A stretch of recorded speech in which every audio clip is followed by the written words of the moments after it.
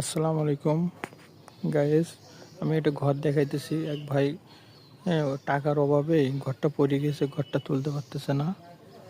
আপনারা দেখেন, আমি দেখাচ্ছি ঘরটা কি পরিস্থিতি।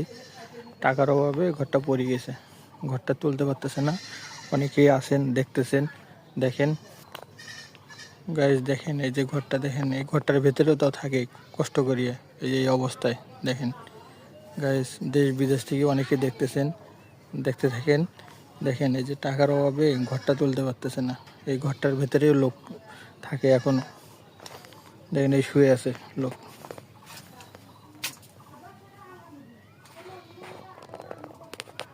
এই যে লোক শুয়ে আছে, এই জায়গা ঘুমাচ্ছে।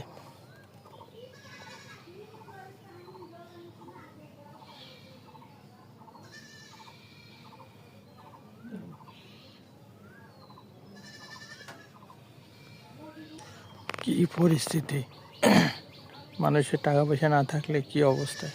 দেখলেন তো, ঘরটার ভেতর শুয়ে আছে, কেউ নাই এই ঘরটা তুলে দেবে টাকা পয়সা দিয়ে। অনেকেই দেখতেছেন। হ্যাঁ, অনেকে যদি পারেন সাহায্য করবেন এই ঘরটা তোলার জন্য, কমপ্লিট করে দেন। অসহায় লোক, অনেক গরিব লোক, ঘরটা পড়ে গেছে, খুঁটি নেই ঘরে। এই সামনে ঝড় বৃষ্টির তুফানের আসতেছে, তখন কী অবস্থায় থাকবে জানি না। আর আমার টাকা পয়সা থাকলে আমি সাহায্য করতাম। দেখেন বন্ধুরা, দেখাইতেছি, দেখেন ঘরটার কী অবস্থা পড়ে আছে।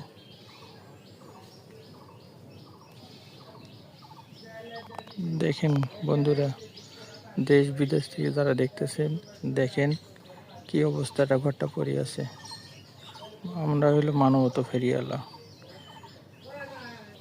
যে সাহায্য করবেন, আল্লাহ তাআলা তাকে ভালো রাখবে, সুস্থ রাখবে, এই কামনা করতেছি।